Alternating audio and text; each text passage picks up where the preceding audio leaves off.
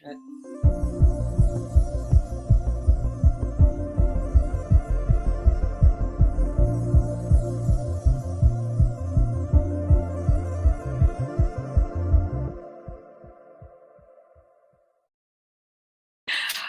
right, happy Wednesday, happy hump day. You guys, I am trying my best with this intro. Trying my best. But you know, things are the way they are. But it's Wednesday, it's hump day. Happy hump day. This is Dating Diaries, and I am your host, Christal XO. And as you guys know, the other half of Dating Diaries is my man right here, Scorpio Mo. Hello, people. Hello, Christal. Happy Wednesday. Wind down Wednesday, as you can see. Wind down Wednesday. Winding down on the Wednesday. Why is this post not letting me? For some reason, it's not letting me. And see, here goes Kane. See, this is what I said to him. I said to you before we started that I did not want you to come in here. Every time we come in here, you want to go and come as you please. No, you cannot do that. You're not going to mess up my show. He just wants to be able to go and come at his leisure, and I cannot take it. That's all, man. Huh? That's all, man. I don't like it. That's how men are. They want to be able to go and come as they please. You said it. As they please. I know. But I got something to I got a question for tonight. Before we get to dating deal breakers, dating disasters, and dating dilemmas, I got a question for you, because tonight's episode we're talking about, are women truly never satisfied? Now, we'll go into it and we'll try to prove it right or wrong, once we get in. But I have a question for everybody, and we need to get involved, right? If you're watching on the replay, you too can get involved.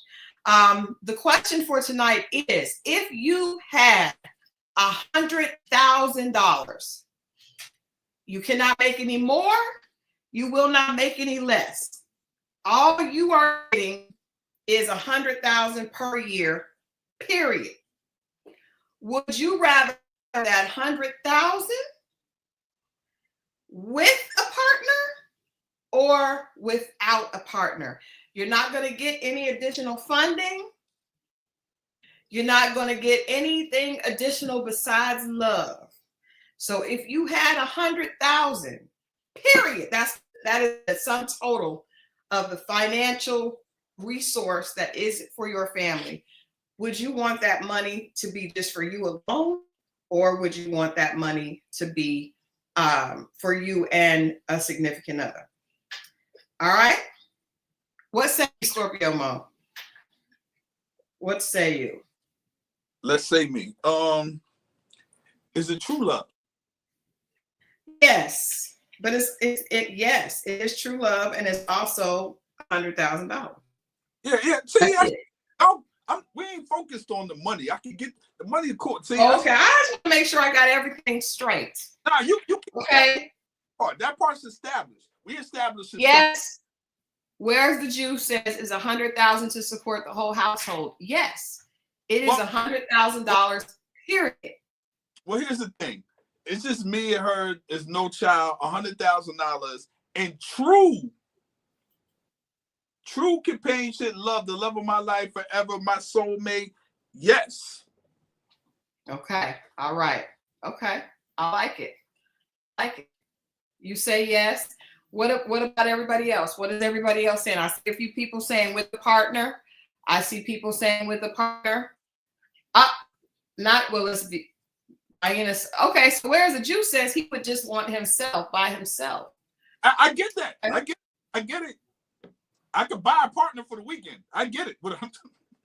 I get it. Edna says you have to use wisdom. The children come first. 100 is not. But if that's all you got, you don't get it. You don't get more or less. You just get that. So you can have it by yourself, or you can have it for you and a partner. I'm not including children. And here's the thing. I've seen. This is how I be seeing true love in the streets, right? Mm-hmm.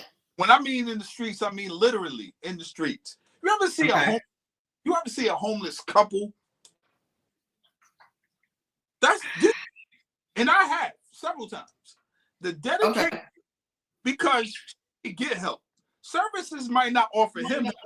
A lot of times they don't for the men, but for the woman, but she chose to stay. Now that is love, devotion right there. I'm not saying I recommend it. It also could be mental health. But see, you need to be on Pop the Balloon because you keep popping my balloon. That's just Oh, no. I'm just saying, I just want to make sure we are considering all options, because sometimes it's not real love out there. It's just real mental health. I'm not saying it's right. I'm just saying the act itself, the idea of, it's just like the dog is unconditional, because that's what men, we will pay for the unconditional love if it's the $100,000 a year. That's my point.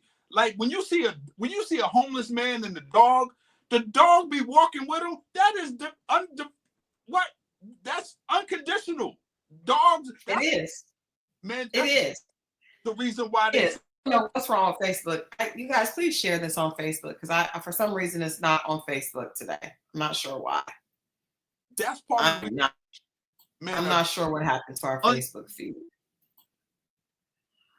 I'm not going to include children, because I feel like that is just come on, that's not real crazy. Yeah. Lakeisha Louis is 350 and he is still here. And he a cage. We had to move them from the playpen to the crate because they broke out. I'm gonna say with a partner. But no children. Just because I just think your quality of life overall is better with the right partner. The right partner. He's almost housebroken. He's 6 weeks, so you know he has an accident every once in a while. He knows how to go out to the grass and use it outside. I just think the quality of life, if I'm going through, and I'll say it, I'll say this. I think the more seasons you have gone through, the more seasoned you are, you start to experience things and realize there are things that money cannot buy. And I think we are at that point in our life where if I have 100,000 and I'm by myself and I, lose my parent, or I am dealing with a health issue, right? Or I am dealing with just, a troubled situation with one of my children, or anything that is life altering, but that cannot be fixed with money. A partner, I just think life is better when you have a partner to go through it with, and you have a best friend to go through it with. Now, I'm not gonna lie, when I was thinking about answering this question, I was like, Christal, you have to be honest. And the fact of only being able to have 100,000 coming into the house it made me dizzy, right? Not even just with a partner, but even like myself, because part of me, I've been an entrepreneur for most of my life. And the beauty of being an entrepreneur is there is no cap on your income. Like I have not known, probably since I moved to Atlanta when I was in my early 20s. I moved in my late 20s. That was the last time, my early 20s, mid 20s was the last time I had a job where I knew how much my check was going to be every 2 weeks, right? The beauty of being an entrepreneur, I was to a business partner today, and I have the opportunity to make between this and 5 minutes, right? So being able to having a cap on that, it sounds scary. But what sounds worse to me is, and I think you can be happy single, right? I definitely do. But I also think that when you look at the purpose of marriage and the purpose of relationship, I think that we have it all confused. And I think having somebody to deal with life's ups and downs, to celebrate huge wins, to be there for you, to laugh with you, I think that's priceless. So I think that's more valuable to me than the money. And now again, I did admit it made me dizzy. And then I was thinking, well, if we can't get more than 100,000, can we get some perks? What perks can we get? You know, but the question is just $100,000 a year coming in regardless. Are you okay with that? Or do you want to split it, or do you want it all to yourself? And I just think after a certain age, like you probably gotten everything that you could buy, then you're still like, you know, I would still want to be able to have somebody to enjoy life with. Hey, Colton. Someone is going to die first. Someone is going to die first. You're right, Tammy. Someone is going to die first. But I'm just saying, like, I'm just trying to figure out, do we value, you know, in our conversation tonight, we're going to talk about, you know, what makes people happy in relationships. And I think that a lot of people only want to be in a relationship because of the financial gain. And if that's the case, and I think that goes both ways, I think there are men that see marriage as a financial business and women that see it as a financial business. Probably more women than men, but there are both sides that view it as, you know, a way to increase my financial footprint, right? So I just wanted to start out by saying, what are we valuing, right, when it comes to a marriage? And do you want to split your 100? Do you want to have it all to you and be by yourself? We just got a budget, get a plan. But if she's the one for me, she's with it, she gets it, she understands it. She's probably telling me, hey, don't do that, do this because this is cheaper, or whatever it is. She'll want to make it work. That's why I was like, is this my soulmate? And that would make sense. Now, if you're saying gamble it and roll the dice, I don't want to do that. You know what I'm saying? But, you know, yeah. Well, hey, Valerie. Well, this is the thing. Just because a person is your person doesn't mean that they will agree with everything that you say. No. Yeah, I would be kicking and screaming with Gun Boss. I would be like, okay, let's budget. I'd be like, we need more money. What's wrong? But okay, I'm gonna figure it out. But we need more. I don't know if you're gonna find these women that are like, you know what? I'm okay with budgeting. I'm okay with not having much money. I don't want that extra pair of shoes. She may say that, but she may be like, babe, we're gonna work this out. But damn, we need some more money. Yeah. No. I expect that. I saw this interview with 50 Cent some years ago, and he asked his grandfather when he was young. He used to see his grandfather give his grandmother the check. I saw that, yeah. How older he asked him, and he said so she could see what it is, and she had it, and what would she do if she had to make this work? You know what I'm saying? A lot of times we don't see it until we're dealing with it. So I give you the check, now you deal with it and you make it. Now it's off of me, it's on you. What are you going to do? How are you going to make this work? And then, you know, and it's not to say that at times, you know, let's say you make that 100 grand, right? And it might be 1 month where you just be like, yo, for a month or two, it might not be eating out or whatever. It might be, you know, and then, but we'll double back the next 2 months and, you know, but I just think if you have somebody and we both have an understanding what's on the table, we make better decisions, or opposed to assuming or thinking somebody stashing something, or we're both aware of what's in the pot. We can make it. That's it. I think it's the perspective of that person, and I agree. I think like AM says, I know of too many people in miserable relationships that have money. I do too, but it's interesting because I was interviewing Nick Cannon. I'll tell you guys that's coming soon. But he was just saying that, you know, he doesn't care about money. Money doesn't make him happy. I was like, you know what's interesting about that statement? Because I know a lot of people that are very well off that say that. Because you have to get to the point to have it to say that. Those of us that are like looking at them, it's like, I hear you, but I would love to have as much money as you have, and then to make that, you know, because people that have all the money, they want to be the wise, the voice of wisdom that tells the broke people, money doesn't matter. And we're like, let us find out, please. Only ones that say it, first of all.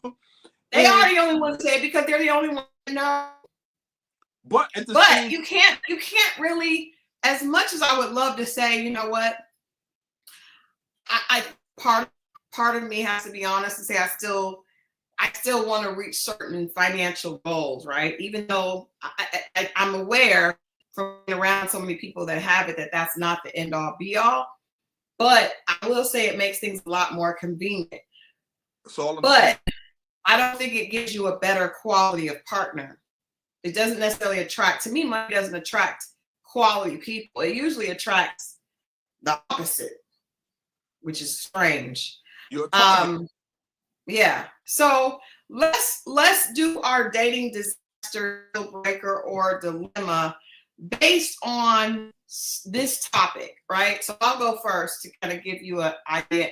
Those who have, let me show my comments. Let's show our comments so that we can get people's comments up on the screen.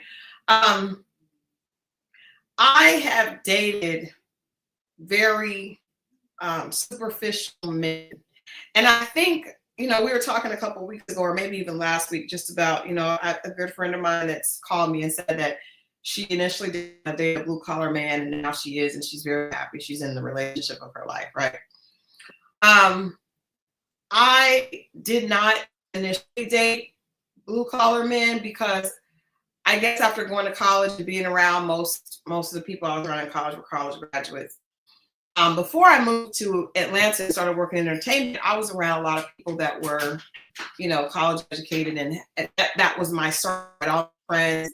We went to a college preparatory type school, so we were encouraged to be around like-minded people. And once you do that, it kind of makes sense. That's who you meet, right?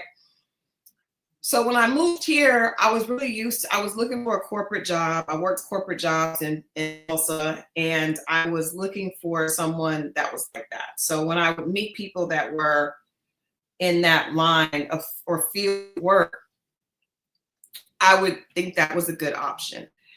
And I remember going out with this guy that had a lot of things, right? So, the Porsche truck and the very nice condo in Buckhead, and he was very smart. And I was very attracted to the fact that he was very smart. But what I wasn't attracted to, he was talking about his family, and he had family that was from an island, right? I would say what island it was.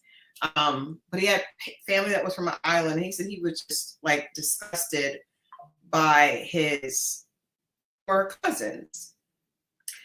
And I remember that was a huge turnoff to me because that's your family, right? At one point, we're just like them, but now you've, been one that's been able to get away and get, extra keys and all this type of thing. And so I remember thinking that the fact that you would think about your family that way, and at the time I was a single mom with 2 children that had been through divorce, and I just did not respect a man that would speak about his like that. So it was a turnoff to me, and he was very fixated on people look like, what they drove, and that type of thing. I remember I have 2 in this, so that poor cousin threw me off. And then there was another guy that was so, you know how someone is telling you how much money they have, but you can tell they really don't have it the way they're saying it. Mm-hmm. So there was another guy that told me he owned a transportation company and he wanted to take me on a date. So what I would do usually is I would go on dates during the work day. So I had an office downtown in Buckhead. So I would do a lot of lunch dates because that way I don't have to waste time away from my kids because my children were little. And I can just kind of get you in and out and see if it's worth it or not. So we were meeting at Starbucks. It was a Starbucks date because he was very braggadocious and it just kind of irritated me. He was one of those kind of pretty boys, probably looked really good back then. He was okay looking, and he pulled up to the Starbucks in a stretch limo. Is this the 80s? Can I tell you guys how I was so embarrassed. I was so embarrassed. I was just like, what are you doing? And he had a driver, right? So he had the driver get out and open his door. Huh? So I was disgusted again, because not only did you pull up in a stretch limo at Starbucks, but you had the nerve to have this older man come around and open your door, and he didn't get out till the man opened his door. It's probably his Uncle Lester. I know. I was like, this is probably. So I friend zoned him, but I did rent one of his stretch Hummer for Chanel's 8th grade prom. I did, with all her friends. So I managed to. Of course you did. I managed to make it work for me, but I didn't go on any more dates with him. I'm just saying. Hey, when you're a single mom, you got to do what you can. Kids enjoyed it. And yeah. But yeah, I just don't like rag shit full of themselves men. That's very unattractive to me. Now, I'm not saying all, corporate men are like that, because they're not. But in my experience here in Atlanta, and Atlanta probably draws out a lot of superficial people, it really was a turnoff. And I really enjoy people that just are down to earth people more than that. Now, I like to get fancy, right? I do. I love to go to the ballet, to the opera, things like that. But I don't want a man who looks down on other people. That's very unattractive to me. I get that. But here's what I would say about the dudes doing too much or being, some women was like, it's corny. I had a friend of mine tell me about a super over-the-top date recently. She was telling me that it was, but a lot of times, man, a guy can just really like you and just trying to do the best he can. It doesn't mean that all the time he likes you. He doesn't know what to do. He's thinking he's just trying to impress you and hope you like him.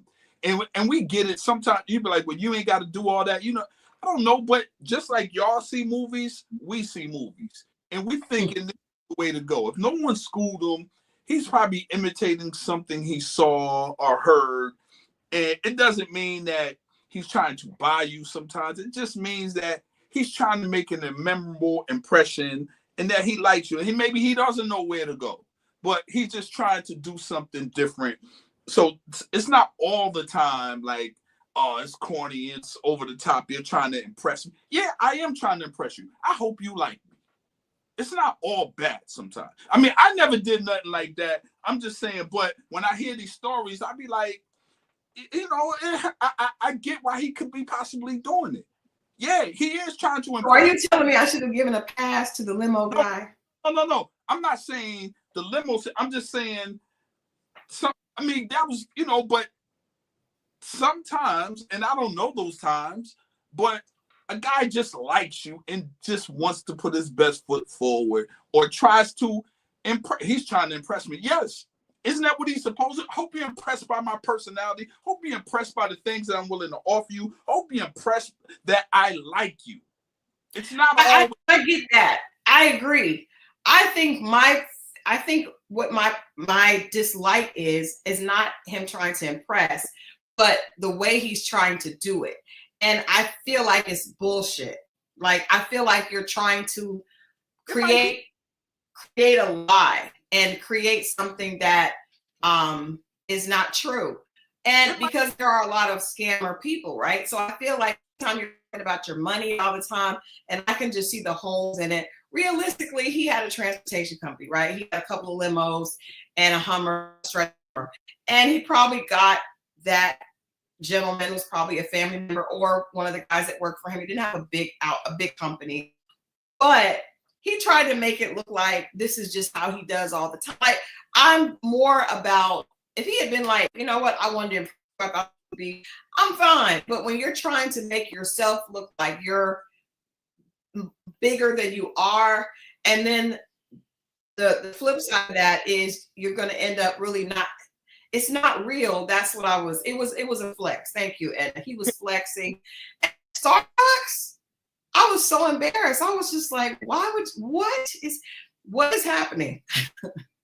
All right, so the woman that wears the Spanx, the double Spanx, I've even heard, which is wild. I've heard of double Spanx as well, which is crazy. I don't see how you can breathe. That part, especially in the winter, I mean, in the summer, and all these things. Isn't that? I mean, that's not really her, but she's trying to make an impression, and she wants him. It's kind of the same thing sometimes, isn't it? I don't know. I've never taken off a pair of Spanx. You tell me, how do you feel? Oh, I'm saying, oh, get the, oh, we know what I'm talking about. I'm saying her presentation. She's no. trying. I'm asking you, do you feel like she's lying when you take off the Spanx? The thing with our situation, a lot of times we don't know until we're doing a horizontal number. You know what I'm saying? We don't know. But are you disappointed, or do you just be like, meh? What, after we do it? When you uncover this discrepancy? Yeah, I mean, you see it and you kind of like, you know, this is the woman, you deal with these things. I don't know if because I've seen enough stuff, but I mean, it's just like, Does it look a lot different? But does it look a lot different in the Spank and out of the Spank? It's a lot different with the makeup off and the makeup on, but it is what it is. She's trying to put her best foot forward. He's trying to use what he got to put his best foot forward. They stirring the pot up. We're gonna see if we like each other. We'll see it. Give us your dating dilemma or disaster or whatever, or deal breaker, Scorpio. Deal breaker. Woo! I mean, here's the thing. If someone says something to you that's, because now I'm like with the red flag situation, right? If you hear something that sounds crazy or it sounds like something you wouldn't put up with, it's not directed towards you, but it's something that they had an encounter with someone else and they're just telling you past. And you hear something that you be like, yo, that is, do you, like, you kind of think, do I take a chance? Well, in the past, I've took chances. I'll be like, well, that ain't going to be me. I ain't going to put up with that. But what I've learned is that eventually that will be me. You know what I mean? And you hear, I don't know. I've just heard some things and it's just like, wow, you really did that? Whether it was after a breakup or during a relationship, and they're telling me. Give us an example. Paint a picture for us, please. Ooh, I gotta make. You know how to do this, huh? You know how this goes. We give an example. I just gave y'all an example of the lame with the limo. Okay. And no disrespect to him if he's watching. Well, I can't even say that. But what I will say is I've known of a situation where a woman, she called the police on her boyfriend that was hustling in the street. He was in the streets. Wow. And she threatened him first because they got into it, and she said he didn't hit her, but he shoved up against the wall trying to leave out the house. And when he came back, he didn't come back until the next day. And it was like, where were you? And all this other stuff. And they got into it. And she threatened to call the police on what he did. I'll tell the police that da-da-da-da-da-da. And I'm listening to the story, and I'm just like, wow. You would really... This is their child's father, by the way, too. And I'm just thinking about... And that makes it even worse. This is me asking them about their past relationship. What was their last relationship? And they're telling me this, and I'm just like, do I even want to go down this road? No. I mean, well, when I get mad, I just, such and such. And I was like, okay, I had to say to myself, she's telling you what it is. You have no excuse after this if you deal with her and something similar happens. Not that I'm in the street, but just whatever she feels like she could pull my card on and whatever. Do I deal with that? Now, younger me would have been like, not me. Not me. She wouldn't have done it to me. Mm-hmm. He now was like, I don't even venture down that road no more. So it's something that was maybe a pink flag, but my arrogance and cockiness and confidence wouldn't allow it to be me. I'd be like, well, if you did it to him, you said I do to this man. What you gonna do to And me? you baby him. Yeah, what would you do to me? You see what I'm saying? That's true. And then, I fall back after that. But stuff like that, I don't know, man. Yeah. You see what I'm saying? So what do?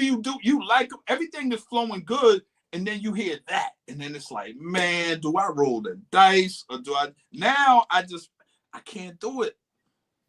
No, you shouldn't do it. Pretty Parker, no. But I do think him shoving her is DV. But the problem is she was okay with his until she got mad. That's a problem. That part, and then she told me, she was like, I wanted to sit there and talk about it. I wouldn't let him leave. And he pushed me up against the wall and some pictures fell down and all this other extra stuff. She's drunk.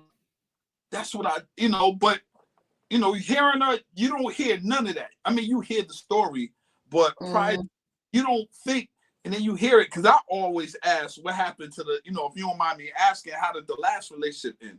And then when you hear it, you'd be like, man, do I even want to? Because in the past, I'll be like, well, I don't see she cool with me and her.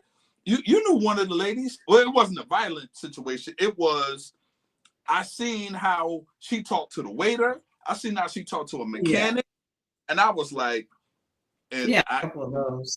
I didn't know that then, but that's the relationship I started to pick up on. Oh, that eventually those people, you watch how they treat the people that's been around, because eventually will be, even if they treat them good, take that in too, because that could be you. That's what I'm thinking about. I almost ended up I wanted to put hands on her. What happened? I said, if that's who I'm thinking about, it's the one that I had to go off on the email, and I wanted to put hands on her. I did. I wanted to put hands on her. That's the one. I don't like her. Oh. You remember that? Remember what I let you hear? I don't remember. She had a tape. Because she was taking, which I should have known, she was taking her ex to court. And I remember. I do remember that. And then I played the tape for you. I should say. I snuck the tape out of the house because I wanted to hear what was on the tape. She had a shoebox full of evidence she was taking to court. And I was like, what the heck is on this tape? I do remember that. And I took the tape and I put the tape back. But I wanted to listen because I seen all the evidence. But this was a regular cassette tape. First of all, I had to find the cassette player. Because this was like, what, 05, 04, something like that? I don't know. Yeah, it's like really. And she was talking. What's going on? Hold on. Everybody is telling the stories in the chat. I want to know the story. Who want to tell their story and get up on the link in here and Christal send you and jump on? We ain't did this in a minute. Stop acting like that. They're not gonna get on. They be friends. Okay. Lakeisha and Noah are talking about Atlanta. I think they're talking about Atlanta, like people. So first of all, I saw earlier in the chat people asking about Atlanta being like the Real Housewives of Atlanta. First of all, no, I don't think so. I've lived here and I've worked in entertainment and I've worked with Real Housewives of Atlanta. First of all, the Real Housewives of Atlanta are not the Real Housewives of Atlanta. It's so much fake stuff. And I hate that people assume that Atlanta is like Love and Hip Hop Atlanta and Real Housewives of Atlanta, because it's not. Now, there is a small group of people, a small concentrated group of people vying for that type of lifestyle, right? They're not finding it. They're faking it and they're not finding it. But there's a much bigger population of just people trying to do their thing. The thing I do love about this city is that there are a lot of Black people really pushing forward, and there's not as many obstacles in our way as other cities, right? So I grew up in Tulsa, Oklahoma, and oh, thank you, Edna. I was on the I was on the episode with the couple, not this past Sunday, but the Sunday before, with Brit's polo classic that again was no polo. I don't understand how these people went to Married to Medicine polo classic with no polo, and the housewives. Insurance. They don't want to pay that. Maybe, but I'm just saying I want to see the polo match. I don't like the fact that they're using horse stuff with no horses. But yeah, it's not real, and it also is not a true representation of our city. There are some amazing. I have a group of women that I'm friends with that are all trying to. I think they're a representation of Black excellence. There's a lot of good Black people here. There's also a lot of scammers, but it's a big city, so there's a lot of everything, and it's not just bad Black people. It's bad people, and it's good people and bad. So I think that it's both. It's funny because Gun Boss just reminded me. So I had a situation this morning. It's not a dating disaster dilemma, but men are funny. Can I just say that? Men are hilarious. So you know how when a guy hits on you in the store, I have the worst luck in gas stations. Men in gas stations for me are unhinged. It never goes good for me. So I went into the gas station this morning. Oh, this morning, I'll share this because, you know, we're in the month of June, which I think is like Father's Day month for men, where we kind of celebrate men. And I went to get a colonoscopy today. I'm very proud of him. Very, very proud of him for going to the doctor. Difficult thing that he was not looking forward to, but he got to it. And we went to go eat afterwards because I was very proud of him. If you are married or you're in a relationship, please encourage your significant other to go to the doctor. And to get all those things done, they need to get done, right? Because so many men do not want to do that. And June is Men's Mental Health Month as well. It is. We just had Mental Health Awareness Month, and now it's Men's Mental Health Awareness Month. But okay, we want men to have good mental health. What? Man, go ahead. Anyway, we were headed to the doctor. He's in a bad mood. He's in a bad mood because he doesn't want to get a colonoscopy. So I go into the store. We get some gas. I go into the store, and the guy. First of all, again, gas station dudes are the worst. I went to go pick up a snack. I went to pick up a snack, and the guy was like, "Can you get me one too?" And I was like, "No, I'm good." And I'm trying to just keep it, baby. I want to tell him all your business. He's texting me, Kane. Y'all, please send some love to Kane. Kane is in his last few days, and so he will not be here pretty soon because we are going to have to help him transition. But man, yeah. So I'm trying to love on him, even though he's. You go now. The door is open. You go. Tell him bye-bye. You'll be back next time. I think you got one more time, and then we're gonna. Kane, beat it. Kane, see how they. Okay. So anyway, this guy asked me, "Can I get him a snack as well?" I'm not gonna say what I got because Mo is gonna make more fun of me, right? But anyway. I said I'm good, right? And I went to the counter, and then the guy was like, he kept following me around the store. It was him and a friend, and he was like, "Oh, I'm serious. I'm hungry too, you know." And I was just like, "Okay." So the guy keeps talking. He was like, "So, hey, I mean, I can't talk to you for a minute," and I'm trying to go out the store, and Gun Boss is outside in the truck in a bad mood. So I was just like, please don't follow me. I'm thinking like, please don't come outside. Please don't come outside.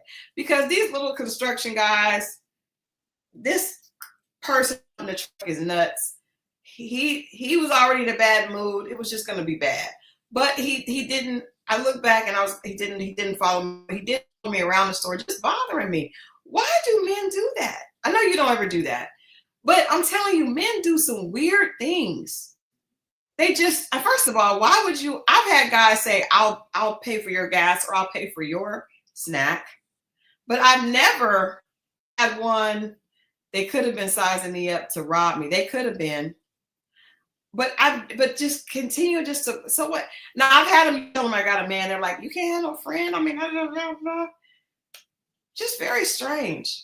I got a question for you. Okay. This is to all the women too. All the attractive women. If you're not attractive, don't answer this question. But listen. How many times in the average day, let's say you go to the cleaners, the gas station, the grocery store, in the average day, do you get hit on?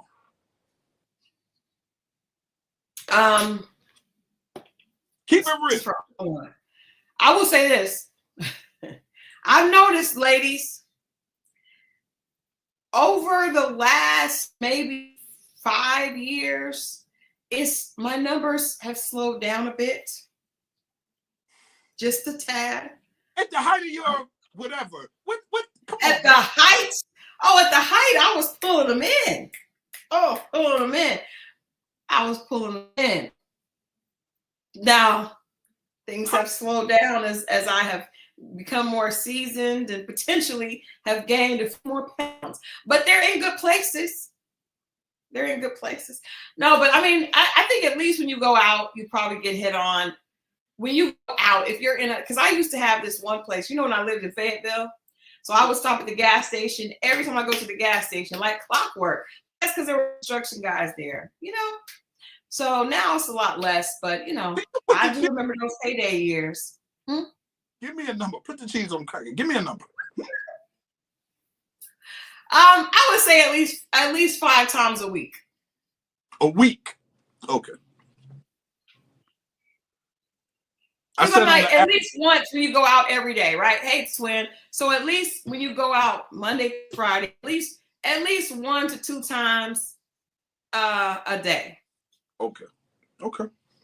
Now, if I went to a sports bar on the weekend like I used to when I was single, I upped those numbers. Okay, my bad. I'm just saying, if you go to a concentrated area with a lot of men, like we used to go to Monticello, and Monticello is closed. Anybody in Atlanta, I'm so sorry. If you go to Monticello, you're going to come out, you're going to rack up the numbers. You're going to rack up the numbers. But yeah, you're not ugly, Tammy. I'm sure men are just, I don't know what that, but it's weird how in certain places they'll hit on you. But I will say this. So I would drive a long way. So I would stop at the gas station. Whenever I stop at the gas station with very little makeup on, hair, ponytail, I was just telling Adrian, because today I didn't have any makeup on and I had my hair in a ponytail, and we were just going to the doctor at this was like 8 in the morning. And those guys are just like, come in, let me talk to you. But if I get made up and then I stop for gas when I'm all dolled up with the weave, they'll look, but they don't really come over to you. Go to the gas station in some juicy couture sweatpants, your toes done, and your hair in a ponytail. It's gonna be a problem. Cool. How many times are you getting hit on? Because what I hear is there are people sliding your DMs. Whoa. Well, just say we're talking about being out in the world, right? If I'm out by myself, which I'm usually am 80-90% of the time I'm by myself, right? Mm-hmm. That's it. It normally happens then, but this is not on my daily. This is not the grocery store. Somebody did something funny yesterday at the grocery store. I thought that was a little. The girl behind the counter. What did she do? Well, she was still dealing with the other person, and she was like, "Hey." I'm like, I thought, I'm putting my little stuff on there, and I'm thinking, ain't you still dealing with them? And then I come over there. It's this something small, something. I was like, oh, see, You know what? You know what? What was the something? Nah, it was, small, trying to make a joke about and da da da. You have a whatever. I'm coming from work, I'm whatever. But if I'm out, like maybe a cigar lounge, or if I'm usually a cigar lounge, I don't go really anywhere else. But if I play the bar because I'm by myself, right? And that's how the waitresses, they'll come over and make small talk. At first, I wasn't knowing, because your hospitality, that's kind of like your job, right? But then they start asking personal questions, and it becomes like that. Or if it's a group of women, because like I said, they do it when I'm by myself. If it's a group of women, you'll see a situation where they won't do it a lot of times. It'll be their girl. I just want you to know my girlfriend over there thinks that you're da da da da da. And then the girlfriend's kind of ducking and embarrassed and that kind of thing. Even at this age? Huh? Because, even at this age? No, they don't know the other friend is going to actually do it, or We used that in college. Hey, you'll walk by and you'll see them nudge their, that kind of, through your peripheral, you'll see them, those kind of things. It's rare that, like I had a situation, I was at a karaoke and at the bar, once again, by myself eating, they were setting up for it. And then the woman came over. It's the L-shaped bar. I'm sitting on one end of the L, she's sitting on the other. And she just came over there and was like, I just want you to know I think you're a very handsome man, such. And then she started to walk back. I was like, oh, introduce myself and that kind of thing. So it happens different ways. You know what I'm saying? Yeah.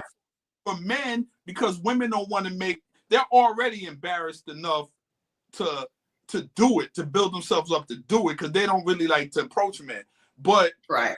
If I tell dudes stop hanging in groups like that, you'll find out what it really is. Or so they'll wait till you be by yourself. Mm-hmm. Yeah, for me, that's normally how it happens. I'm by myself. Yeah. Oh, Pretty Parker says, I met my man during COVID on my lunch break, buying dog t-shirts and paper towels. I had on a tank top, tight slides, and a fanny pack, not dolled up at all. We're still together 5 years later. I love that. And that is usually how, I think that's the look, man. They love it. The tights, so they can see everything it is. And yes, that's what Gun Boss and I got together during COVID. Drake said, I like them hair tied, t-shirt, sweatpants with no makeup on. That's when you're the prettiest. Yeah. I hope that you don't take it wrong.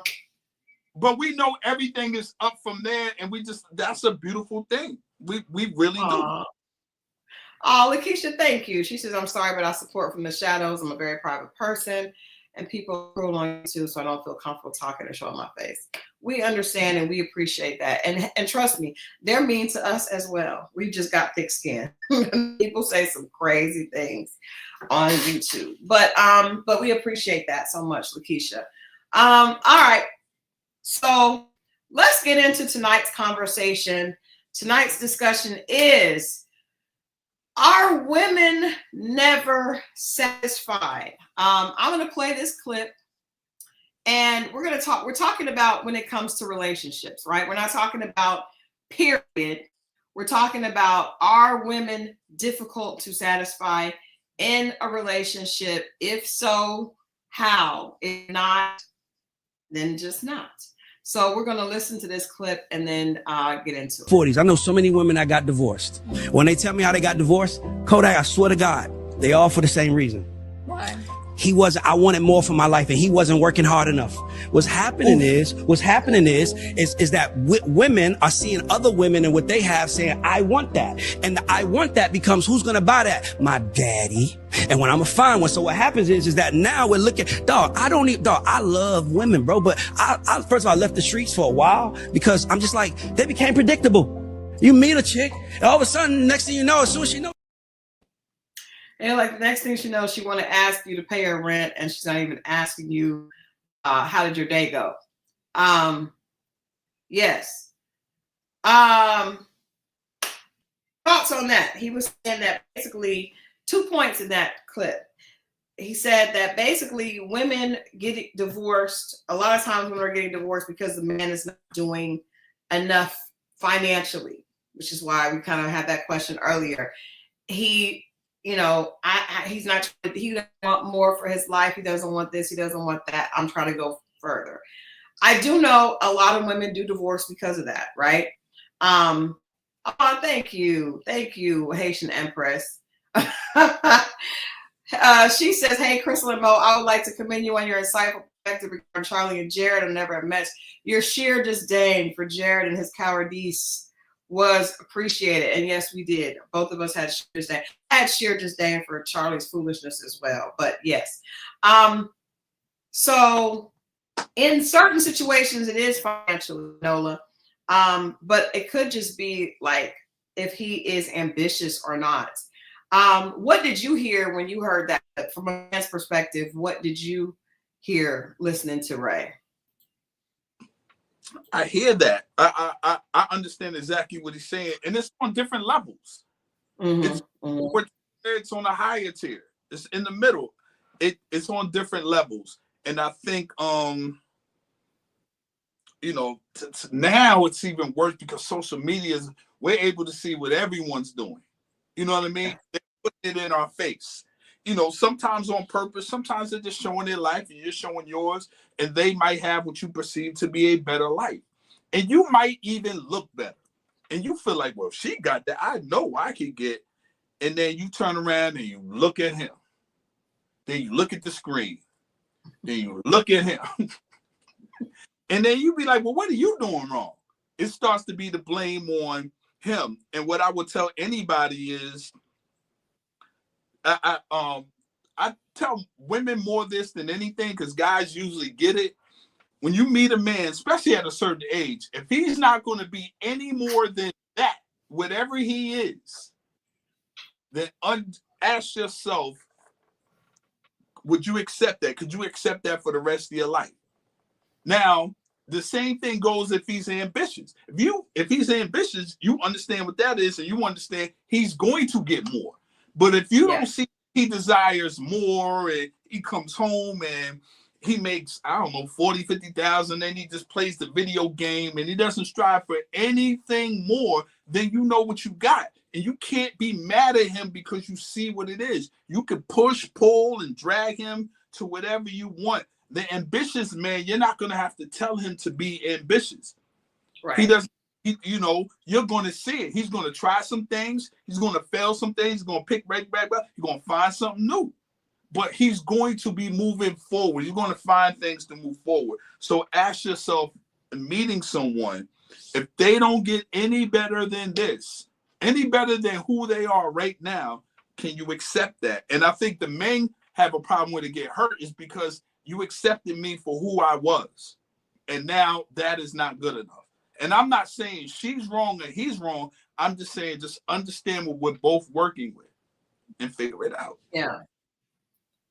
And you know, it's interesting because I was listening to that clip, and I've heard a lot of men say that, and I've heard a lot of women say that as well. Like a lot of women are like, I want a man to get this, and this for me.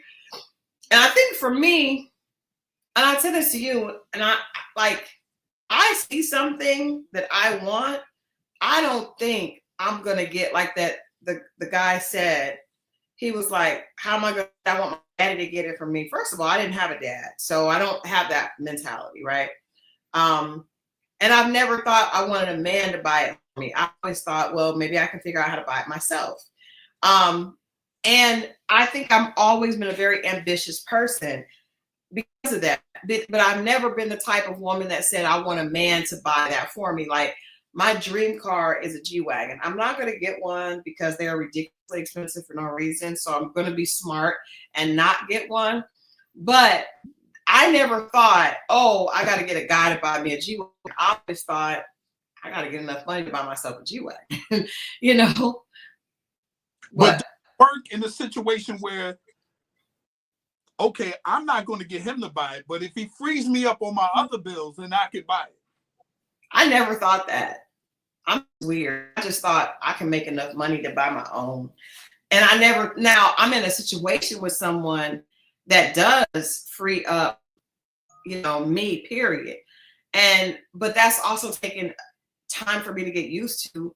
And I appreciate it, but I've never looked at it like that. You know what I mean? I guess I can start looking at it now, you know, 5 years in, but I don't. I still look at it like, okay, I want to get this and this. And he does, so he's so good to me. I will say that.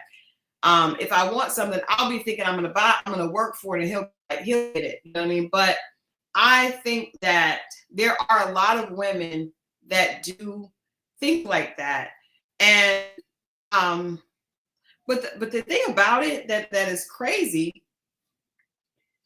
a lot of men are okay with it if they have it. So it's like, I won't say what I could say, but I know a lot of guys that have money, and if it's the girl that they really want, they really don't have no problem spending it all on. Oh, and that works in his financial bracket. That same guy we were talking about that makes that 40 to 50, if he could do it, whatever it is in his bracket, he don't have no problem with that either. It's like, yeah. But it's the guy, it's what you, but we're looking at what you can afford opposed to why am I doing it? You see what I'm saying? Like, I can afford to buy a $200 cheeseburger, but I'm not going to buy a $200 cheeseburger. You see what I'm saying? Sometimes. I don't think we should think about that. I said, I don't ever come up in conversation. No. What? No. I'm giving you it. I'm just saying something else. I'm giving you an example. See, I say cheeseburger, you got threw off right there. But this is what I'm saying. First of all, I don't even like cheeseburgers, Mo.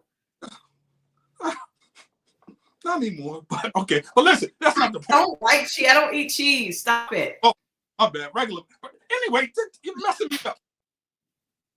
My thing is, like, if he can do it and it's in his pay range, it's the guy that can't do it that finds a way. Or that you see what I'm saying? It's not, of course he can do it. He can throw money away. It doesn't mean that he values you. You see what I'm saying? It's not, you can't. But I'm wondering, are women affected by what they see? Because I am, and I'm definitely not perfect at all. I have a lot of, I know my faults, but I'm not the type of person that would look online and say, oh, she has a G-Wagon, so I want one. No, I would actually see the G-Wagon and be like, that's what I want. But he's saying that a lot of women are affected by what they see. And I do feel like there is a social media narrative that is like, get a man that can do for you, right? You know, don't get a man who can buy you this and this. Because a lot of the flex on social media is, I have this and my man bought it. And I feel like women like myself, I mean, and I'm not saying I'm like that now because my husband definitely does, you know, do good, but I also do, I trick off on him too. But the women that buy it themselves are not, whenever you work hard for your money and if you do it the right way, you're a little bit careful with it. You're not just bragging, but when you got somebody that's just, you just laying down and spreading your legs and getting, you probably are a little bit more just careless with it. Once you earn it, you work, you know, that's just, you carry it different, I think. No, you're 1,000% right. But you know when that really shows its ugly head? When those type of things happen, seeing what is happening to other people, it's 2 holidays. It's Christmas and it's Valentine's Day. Yeah. Valentine's Day, it's probably worse. I don't know. But you know, I didn't get such and such, got flowers or headdress, and I kept seeing the man come up, but I ain't getting nothing from me. But then the dude, he had him at the house.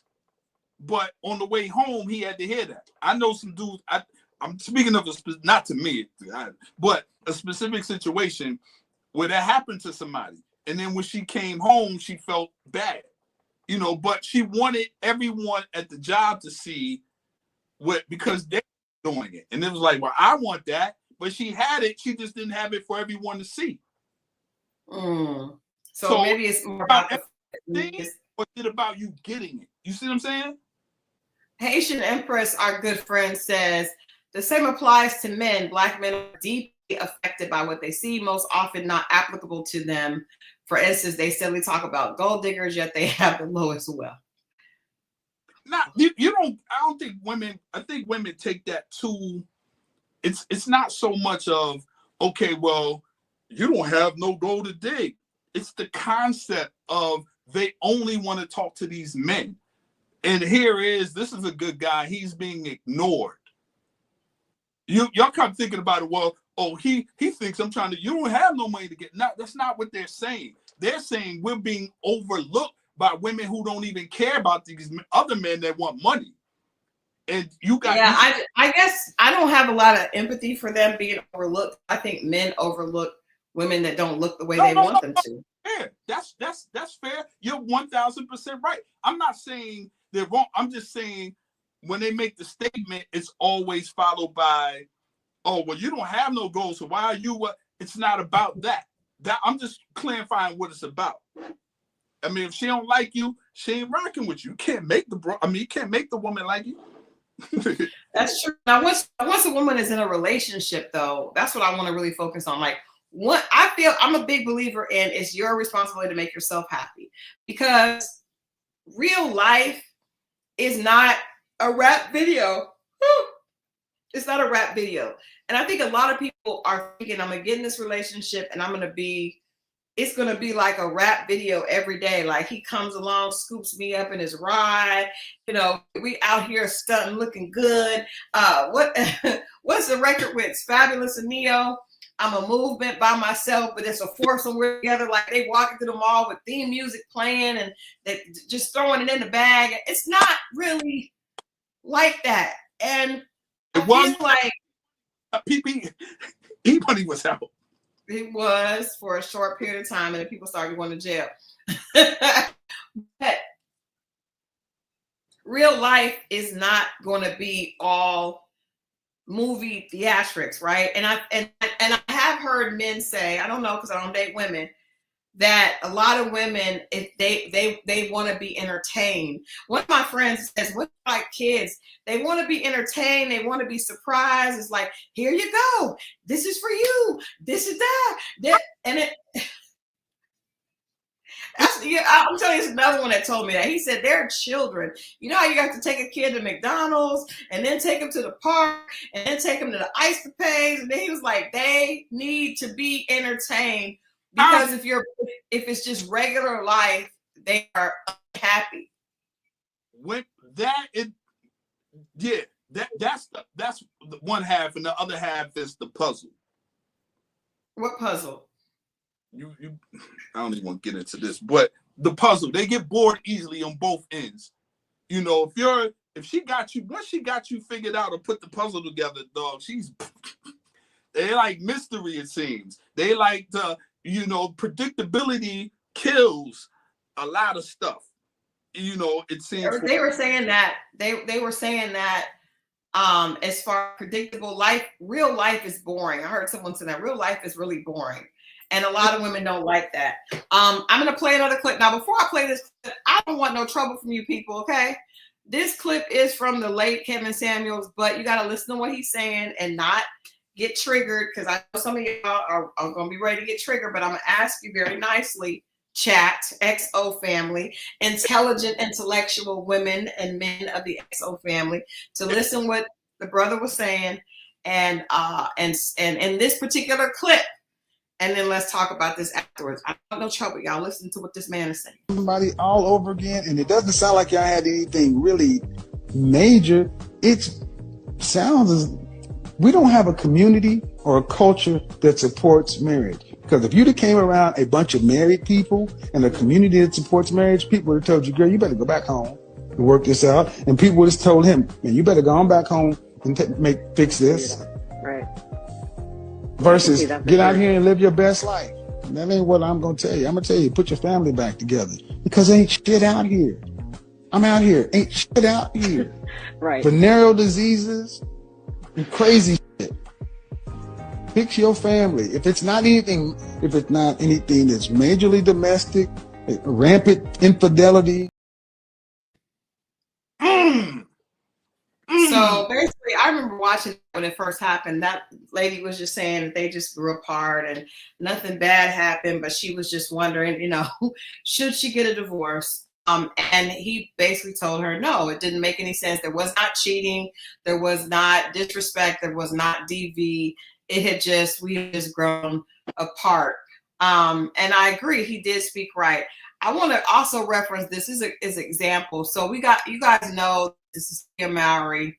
I believe it's Tia. I don't think it's Tamara. And she was married to Corey Hardwick. That's them and their children. Allegedly, they have gotten back together. Now, it's interesting to me because I had the pleasure of working with Corey.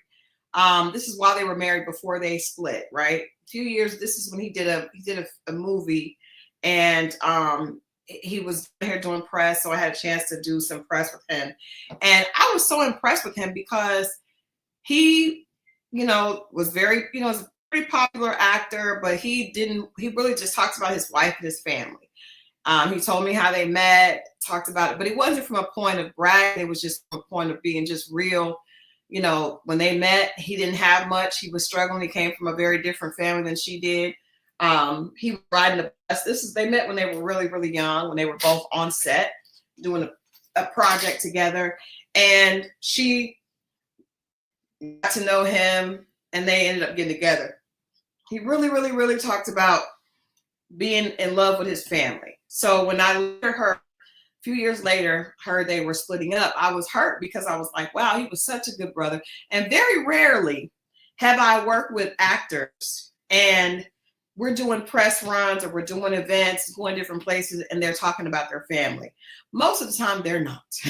Most of the time, they're either talking about themselves or they're open to women around them talking, and they're, it's very different. I would say Corey, and I'll tell you, ladies, I'll be honest with you, Morris Chestnut, I've been around several times.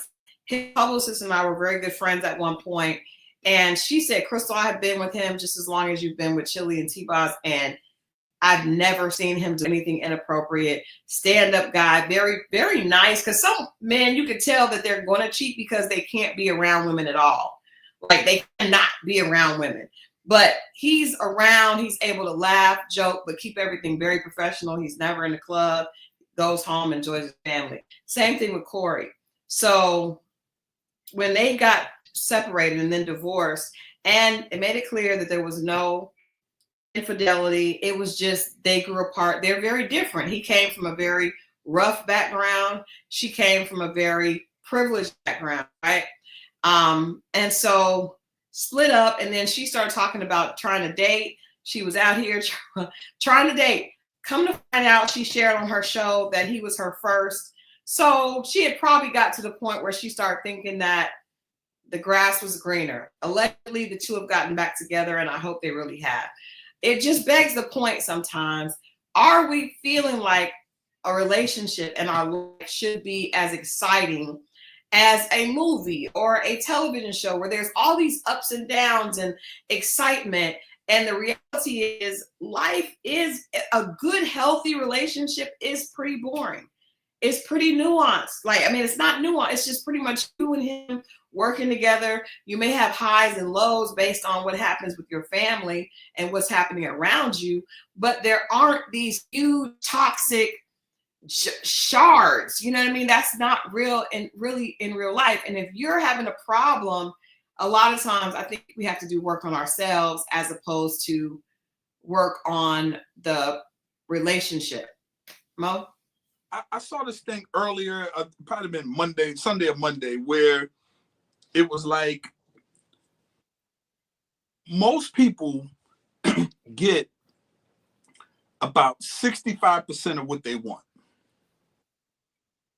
Let's just say 60, right? Mm-hmm. Mm-hmm.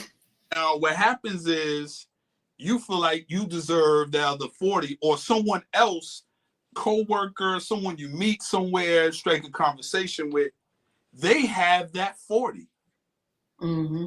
And you think the grass is greener for the 40 because Mm-hmm. you're so fulfilled or filled up with the 60 that 40 looks real good. Yeah. Yeah. You know what I Yeah. mean? And then what winds up happening is, let's say him or her. Let me be real clear. Mm-hmm. I don't want to just put it on the ladies. Him or her. Mm-hmm. And then you go and you chase this 40 and come to find out now you feel real empty after a while. Because 60 is way better than 40. Yeah. You see what I'm I think that I remember that happening. My high school boyfriend was extremely romantic. No, I was just gonna say my story. Extremely romantic. High school story. Extremely, like every little thing he was planning romantic dates and all this. And then the guy that I ended up marrying was not romantic at all. But because I had so much romance, I thought, oh, I don't need that because I had so much of it. But it turns out I was not being balanced in it, right? So I think that a lot of us feel like, and there's been a lot of conversation about this, all of it is, life is a lot of it your perspective. And I saw Lakeisha saying that she did therapy and she's learned to change her perspective. That's the biggest thing, because your perspective and how you look at life dictates how you show up in relationships. If you're always mad at the other person, the problem is usually you. I was telling an older lady that's kind of like a mentor. I was like, Adrian's getting on my nerves. And she said, you're getting on your own nerves. And I said, what? And she said, did he do that before you guys got together? And I said, yes. She said, so you picked him, you got on your own nerves, right? And I was like, man, get off my toes. But seriously, I think that, a long-term relationship, you are not going to like everything that person does. And you're not supposed to. You also can't be foolish enough to think that they like everything you did. Okay, Karen has some tea about Tia and Corey. My niece dated Corey's brother for years. Tia and Corey would visit. Sometimes he visited alone, and he wasn't happy with how our family made him feel because of his finances. My niece attended the wedding. I can see that. Their families are very, very just polar opposites, right? But what I do know, I don't know anything about the situation and how the family, because I wasn't privy to that information. But what I do know is that man loved that woman. He loved his wife and he loved his family. I also know that how you handle hard times tells a lot about you as well. So when they split up and she was out there doing it, I also agree with you. Somebody said that her reality show seemed like she was having a midlife crisis. She probably was, because she's a child star. She's always famous. And, they don't live in a very realistic world. But she probably had an idea of what she thought was going on outside of her marriage because she didn't know any better. And then when she got out there and started dating, she probably had a harsh awakening that the grass is not always greener. A lot of times it's you. You might listen. No man, I'm just going to speak for, no man is everything. He might not be. I'll give you an example. No. What? I just want to make sure we know. No what? Oh, everything? No is everything. Like, I'm not the, how women, I like a guy that plans and he did this and he had reservation. I'm not that dude. I do a little bit. I'm not. Would you like me to share some other things? What? I can share some other things some other areas you may be weak in. I'm just saying. We're just sharing that men have weaknesses. I know a lot of yours. You mind your business. Don't be. Listen. Focus on what I'm focused on. Focus on what I'm focused on. Like, I know women that, like, I like a guy that I might could do a little ask for assistance. I'm not the dude on the internet and find this it's just not my thing. I'd rather just show up. I do a little something. I'm just not that savvy with I'm just not. I'm not. That's not my best quality. I'll just say that. With the weights. Say what? I said with the weights.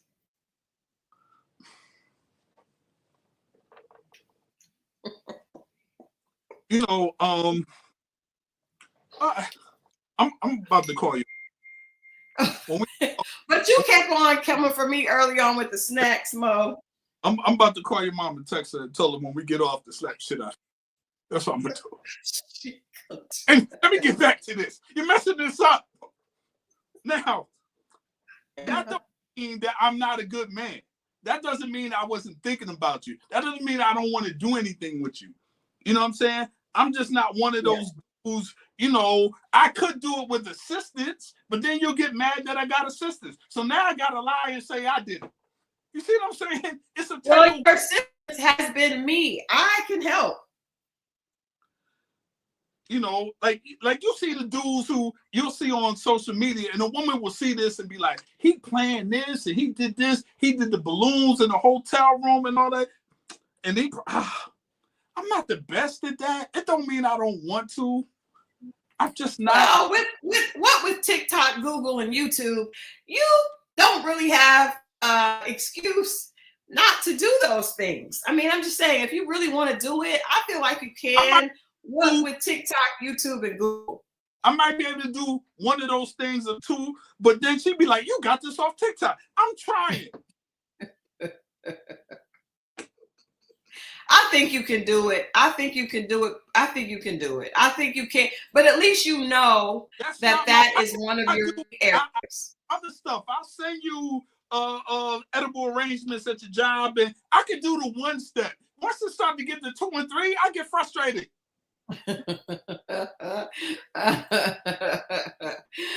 Tammy says call Mo's cousin and sister. It was his cousin. I will.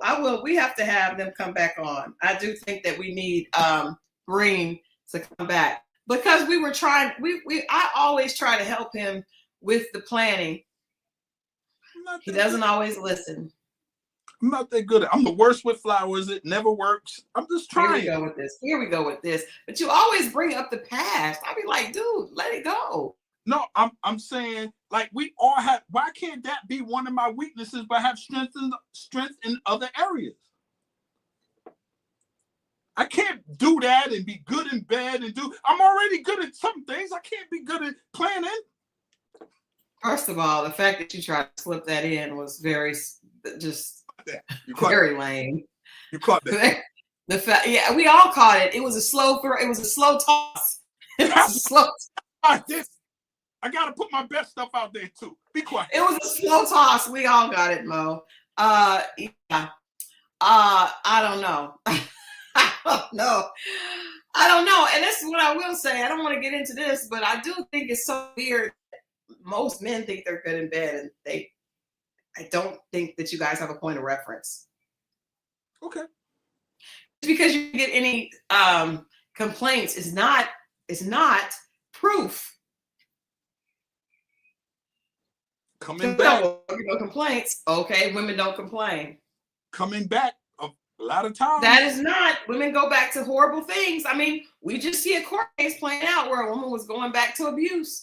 Women go back to a lot of things. I used that excuse before when we were talking about relationships, and if this person don't want to be there, then why they there? And I'm just like, yo, people got jobs they don't like to go to. I mean, they don't like, but they go up every day. But now you didn't say, well, if they really wanted to leave, same thing. I'm just saying we can't be all good at everything.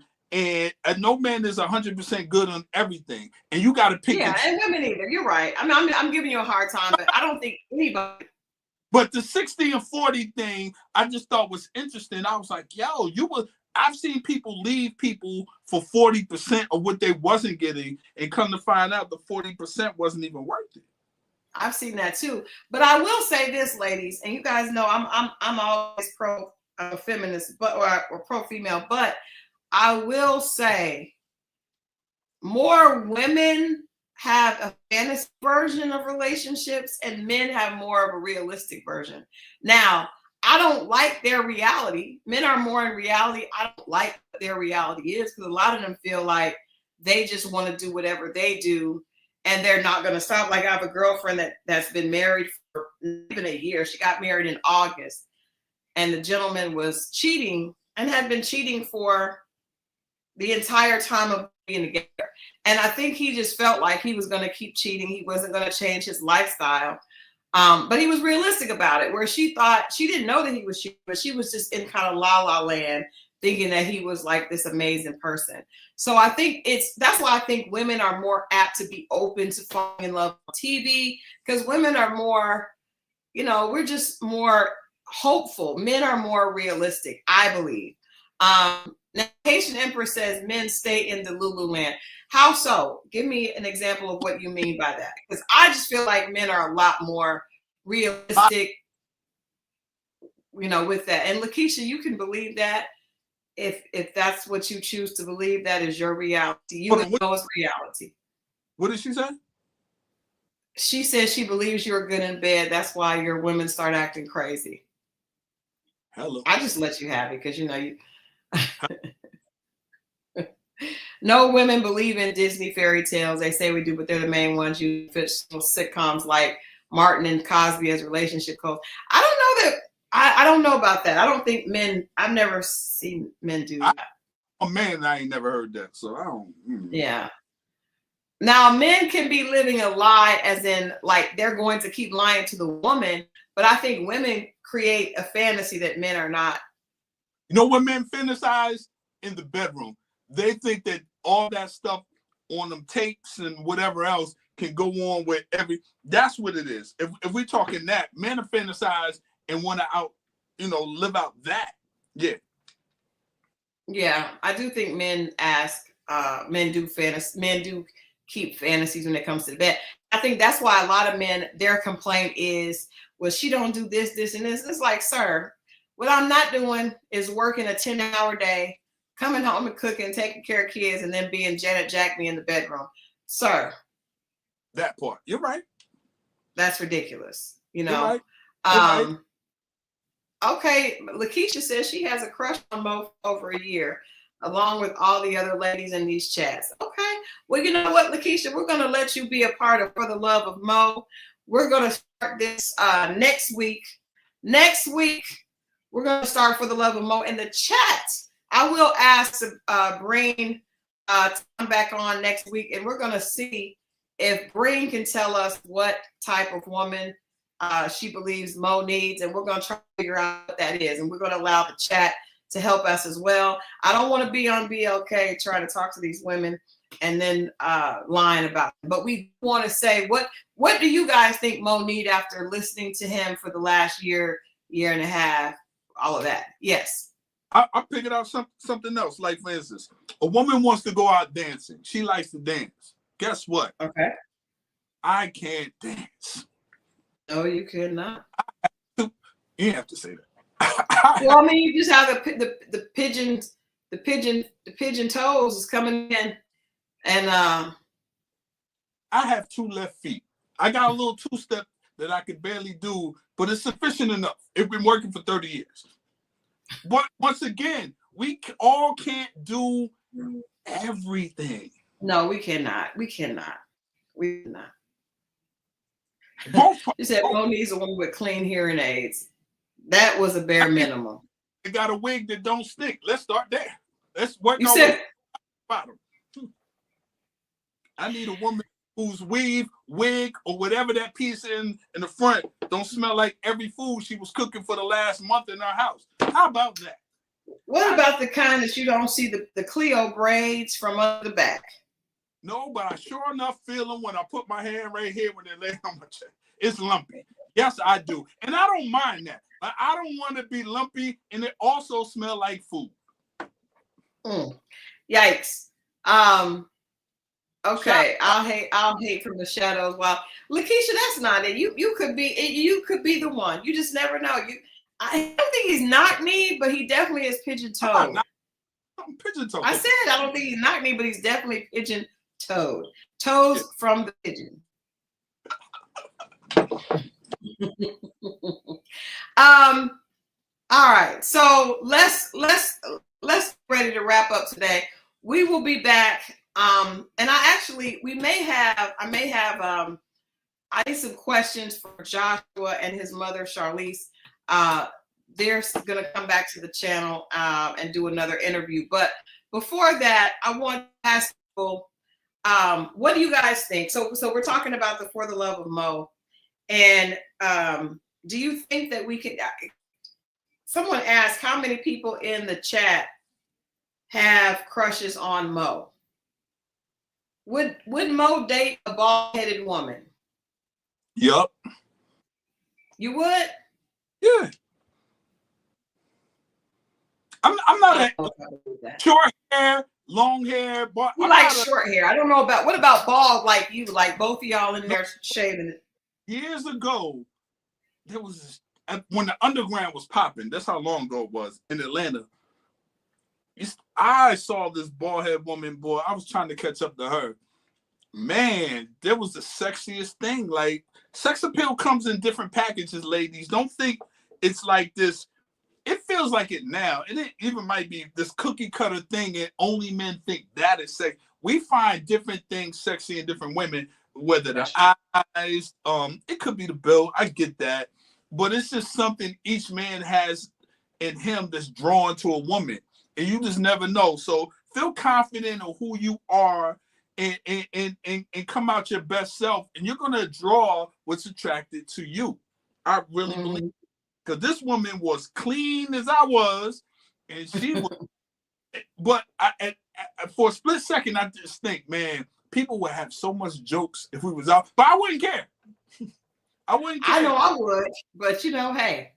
Lakeisha says, Mo, are you a current hoe or a recovered hoe? I think we all know the answer to that. Yeah, I'm a recovered. I used to be out there in my younger days. When I was a younger man. You know, it's all good. I'm not like that. People change, and I didn't change like in a relationship.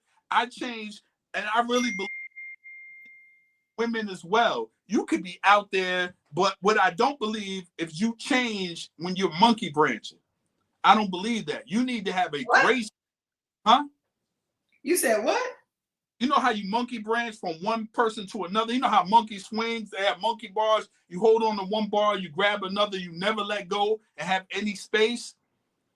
That's what some people do in relationships. And it's hard to change in that. The change comes in silence, in peace, in separation. Not from one person to another. So that's what I had to isolate myself, focus on myself. And that's when the change started. So yeah, anyone can change. I will say this. As a woman, I would prefer to be with a reformed hoe. I would, because this is why. Because if you get with a guy and you level him up, and you know you guys are doing things, and he comes into a windfall, good fortune because of you with him.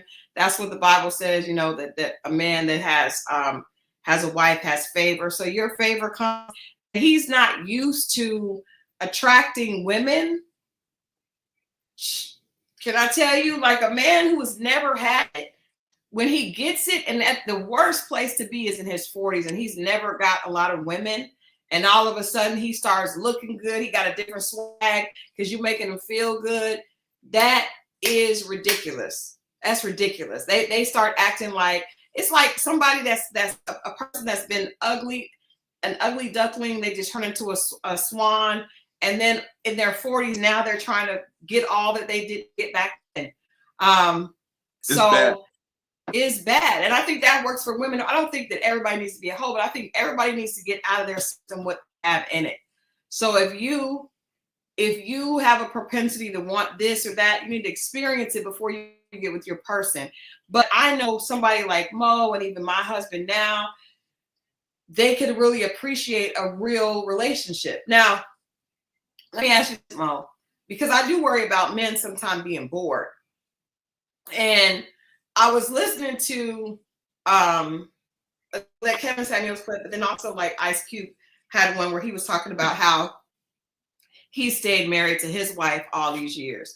And all these men who have stayed married to their wives never say that they did not step out. So we're assuming there's some step outage happening. But how do men, it seems like men, this whole saying that there's nothing better than vagina than new vagina. So how would you, or how do you hold yourself in a place where if you got the right woman, you would be able to not get bored or not, not desire something new, when that is something that men are notorious for doing, chasing something new? I will say this, and this is what I've learned from my last real relationship, is that, and it's something I didn't have. I really enjoyed her. And what I mean by her is her company, her presence. I like being around her. I didn't find excuses not to be, and I'll take in everything that comes with that. Well, no, is this the woman that you don't worry about what woman this is. They don't need to know that. I'm trying to place this. I said real. I know, but I know that one was real. I'm talking about what it didn't really last long. I'm talking about it did last long. I'm talking about the older woman that lied about her age. Yeah. So you enjoyed her personality? I didn't enjoy it. We didn't have much in common. So I'm saying, you're not talking about her, are you?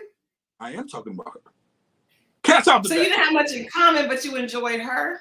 No, I didn't enjoy it. That's what I'm trying to say. I didn't. Oh, okay. I thought you were saying you did. I was like, you didn't. No, I did. I'll still be with her, but that's what I've learned. I have to I ain't like her either, y'all. I didn't really know her. The things that he told me about her, I ain't like it. I mean, she's a sweet person. She just wasn't for me. You know what I'm saying? We were both dating. So this is the funny thing. I'm telling this story. We were both dating people who didn't like their race, which was very strange. So it was so weird. I was dating this guy that was a bodybuilder, and he would make all these little, first of all, he was trying to make me eat steamed chicken and eggs every day, and I was not going to do that. Shut up, Mo. I mean, he was preparing for competitions, and you think that the bodybuilder physique is exciting until you date him, and then it's like, I don't want to do this.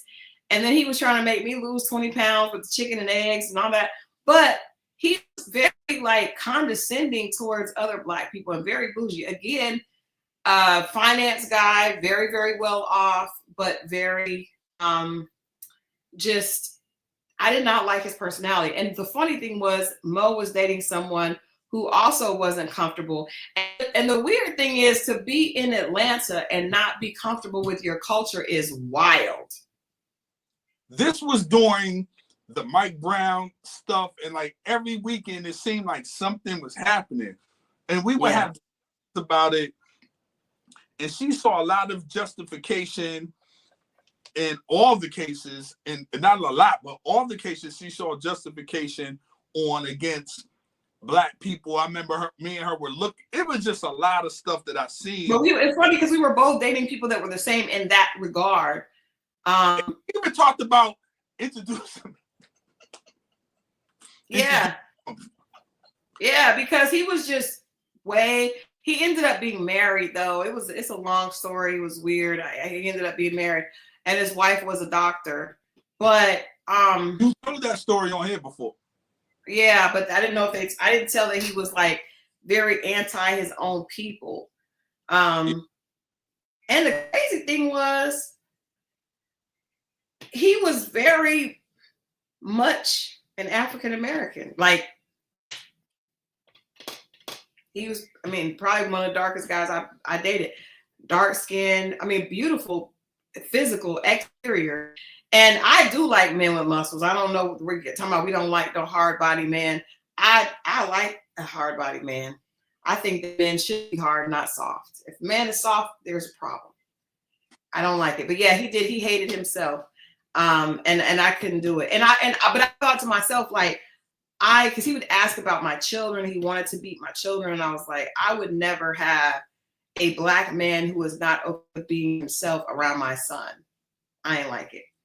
But see, I ain't like it at all. Was a little opposite. She was very light. And I just was like, we ride down the street and she'll see, 4 Black people together. She was like, why they just hang? And she would literally say out of her mouth, I can't stand black people. And in my mind, I'm like, she don't like NIWGA. You see what I'm saying? She don't like that. You know, but now I was like, no, you really don't like to be around us, just period. Like us. Like we don't like, all of us don't like people that are, you know, negative or bad behavior. Well, not well behaved, but you know, but yes, his wife was black. I don't know what the situation was, or how he had so much. Well, he had a lot of time because she was a doctor. She was always gone. But as soon as I found that out, I stopped the relationship. I just wasn't, he had a lot of great qualities, very, very intelligent, very attractive, very disciplined, which is one of my weaknesses. So I really liked that in him, but I did not like his character. He could have had the 40, right? He what? He could have had the 40 that another gentleman who probably wasn't. Oh, absolutely. He definitely had 40. Definitely, because with Spend Money, Mo is 54. He would spend money. He was very, very considerate, very romantic. All those things that, you know, sweep you off your feet. When our first date, that's when he flew in to take me out for Valentine's Day, surprised me because I thought he wasn't going to be in. Flew in, we went to eat. The valet parked my car. I go back to my car. There's 24 white roses in my front seat. I had never had a guy do that, because that was just amazing. Like to have the valet put them in the car and I didn't see them, because I'll look at everything. You guys know I got big eyes. I see everything, but I didn't see that. And but I just didn't like his character. You know what I mean? He lied. I found out he was lying about a lot of stuff. So when I found that out, I was very turned off. And a lot of women, in fact, some of my friends were like, you know, didn't want me to break things off with him because he did all those things. If he asked me to go on a date, he would want to pick me up. I didn't let him pick me up because my children were in the house. So he would send me money, like $60, $70 to put in my gas tank to come to him, to meet him out. Very, very considerate. I think that's very considerate. He called me princess, which I liked, you know. But then I got kind of annoyed with that. Okay, princess. I'm like, enough with the princess. But I think it's easier to do when it's a side situation. Like for instance, okay, you said that part, right? And I totally get it. Now let's reverse the situation, right? Mm-hmm. And I'm giving a little bit of my business, but as y'all know, I don't care. But the last person I was dealing with, and this is what I mean about like the 60-40, right? She was all right looking. She's all right. You know what I mean? She had a very nice shape. Definitely had that. But, and like, she had just became a millionaire. Now, I say that to say, people would think, and definitely some people told me, I'll be stupid if I mess this up. But what I'm saying is, and all other cylinders were not working. So I could not be in it. It was just a lot going on. You know what I'm saying? So, you know, some people will tell you to stay in things because people are buying things and doing all this and doing all that. But if your heart isn't in it, to me, I can't move. I don't care what you do, what you have, what you try to give me. I just can't. My truly has to be in it. And I'll say this, even if there's some struggle, because I believe if I'm into you and you're into me and we love each other, we can overcome that. But the other stuff, I can't overcome liking you if I don't like you. Yeah, I think that's it. If you don't like the person, who they are, their character, that won't work. Lakeisha asked, and Edna, you were right. That wasn't one of the reasons I left, but he did call his situation fun size. And I was like, not in the history of womanhood have we ever referred to a package as fun size as a thing. Not. Get off the droids. Hold on. I missed that. Say that again. It's okay. Don't worry about it. So, why do you feel Black men are not affectionate with their partners? My dad, uncles, grandfathers are very affectionate, but no Black man I've dated is. Why is that? I've not had that experience. I've had my gun boss is super affectionate. I've had very affectionate guys. Two reasons. Okay. They weren't brought up that way. It just wasn't in them. But some people weren't brought up that way, but it was in them. And they just desired that and never had it. You know what I mean? And then the other thing is, unfortunately, that brother is not into you. Bottom line. Like when Christal was describing the situations where a guy did this, you whether it be Corey Hardwick, correct? That's his name? Yeah. Like, when a man is into a woman and really into a woman, you will see another side. And if he feels safe. Huh? If he feels safe. No, if he feels, but I'm gonna keep it real. In the beginning, if he doesn't feel safe, but he's just really drawn and likes her, and he's walking into it until he finds something not to be safe about. Now, once you bump your head on that, moving forward, you won't do that. But that first time feeling like that, you're gonna go. And that's what it is. So sometimes different people bring different results. That's why I would tell man or woman, get what you really want. Don't, what I mean by don't settle is, I mean, be realistic on who you're dealing with and just people. But once you get past that, when you get what you want, a lot of this stuff don't really matter. I'm sorry, I'm laughing because Dee said, I'm tardy blessings. I love that. It's hilarious to me. I'm tardy blessings. Blessings. I see her just like passing through in the pew. Blessings to you, Dee. And welcome. You're not too late. We're still here. Blessings. Joda, please don't get rid of those gym crush grudges, because I will say I've had some other experiences that were not the same. So I don't believe that every guy that's in the gym is not a great lover at all. I do not, I don't remember any of those things because I'm married and I just cannot remember anything. But I would just say, don't give up, because I would not tell you. Your to give voice up. Distorted. I missed that whole thing. Well, I'm telling Joda to just hold on, because there are guys that are in the gym that are amazing also in other areas. I think that works different for men. What do you mean? The super workout bodies for women, it don't hit the same. They are not a bunch of homosexuals looking for shelter. Where have you been? There are some former athletes. Anyway, again, I don't remember any of those things out of respect for my marriage. Amazing. But stuff. What? You don't need to remember none of that stuff. Shout out to my man. I don't remember. I'm fine. I don't remember anything, but I would just tell you to hold on. There are some amazing things out there. And I am going to get Mo on the later days, but he wouldn't go. All right. So Gun Boss sent me this clip because he says that out of men and women, there are one thing that men always do better than women. So I want to play this clip, and then I want you guys to tell me if you agree. Okay, everybody, I have this challenge. Most women can't do this. I don't believe my wife can do it. I know she can't do it. I know it's one thing that she cannot do. What is that? It might be some other things that she can do, but it's one thing she cannot do. And it's one thing I cannot do. What is the one thing I cannot do? Because it's a lot I know how to do. You looking at a Jane of all trades, I could do a lot. It's a lot. Now, I will say this. I'm not good in sports. I'm not athletic. So, of course, if it's sports, I may not be able to do it. If it's dancing, you dance better than me. I might not be able to do that either. But there's a lot of things that I can do, and I can do well. Not only do it, but do it well.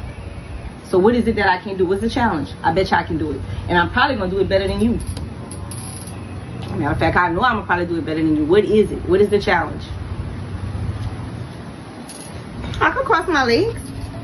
I could do that. I could cross. That's what the challenge is. I could cross my legs. I cross my left and my right all day long. I could do that too. I could look in my phone. I play in my phone all day long. I said, that ain't no challenge, Raleigh. I need you to tell me what the challenge is, because One thing I know for sure, Joyce raised me to learn how to do things. Don't ever depend on nobody, which I depend on you, you're the man of the house, but I'm just saying, she always did say, don't depend on nobody to do nothing for you. You do it yourself, you know.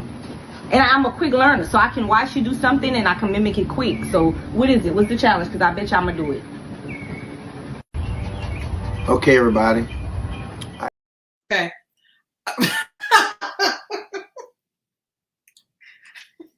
You see.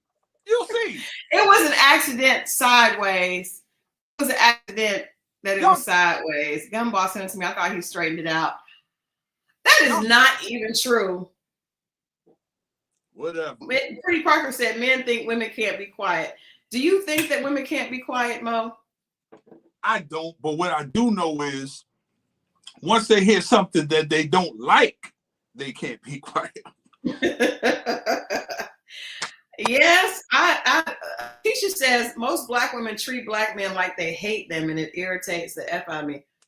Oh Lord. Thank you, sister. How do we treat black men like we hate them? You know why? When we tell you what we like, y'all say, I ain't doing that. If I like a woman or if I like women, I'm paying attention and I'm listening to what they say they like. The problem is, as soon as we say what we like, they say, I ain't doing that. That's the problem. And let the church say amen. Nobody saying amen besides Lakeisha because she like you. Gun Boss, nobody asked you that. And I did pass the challenge because you tried it on me today. Anyway, Prince at Tim says he agrees with Mo. Of course it's a guy. I mean, Anyway. All right. No, but all right. So Friday, we're going to get into this never ever met. Things keep going horrible. Get into it. So you guys join us here Friday at 10 in our pajamas, ready to have a good time Friday night. And you guys know I am leaving on Sunday, but I will still be hanging out with you guys from Italy. But I'm excited about going to take you guys on my trip with me. Going to let everybody see what's going on and do some more blogging from Italy. But yes, please like this on your way out. Remember, Friday is going to be good. Never Ever Met keeps getting better and better and better. I'm waiting for Jared and Charlie to go home. I really want Ty and Brittany to go home. I really want everybody to go home besides Jay and Cinco. That's how I feel about it. Yeah, we need to see it. Even Jay and Cinco, we're not sure. Her, but you're right. We're not sure. Tammy says, have a wonderful time. Girl, I ain't going nowhere yet. I ain't going till Sunday, and I'll be checking in with you guys. We'll be doing our usual just from Italy, just from Italia. But yes, check up on the men in your life. It's Men's Mental Health Month. And most importantly, make sure that their mental health is good, but make sure their health is good. Like I said, I'm really proud of my honey bunny for going and getting a colonoscopy, something that a lot of men really don't want to do and have a lot of like anxiety about. But I do think as their partners, and it doesn't have to be your significant other, it could be your friend, it could be your brother, it could be your cousin, encourage them to go to the doctor, because we know that there's a disconnect in the age when we lose Black men compared to others, and we want our men to stay around with us. So definitely make sure that the man in your life is going to the doctor. Oh, Tammy said she was stationed in Italy for 2 years. So Tammy, you can hopefully hopefully Friday you'll be here and you can give me some tips. I'm going to be in Sardinia for the month of June. We get there the 8th, and I will be there until the end of the month. So if you have any tips on Sardinia, things that I need to see or things that I should be looking for, please do let me know. We love you guys for watching, and we will be back Friday night. You guys know it's always a party, never ever met. We'll see you guys there. Friday, y'all be safe. Night.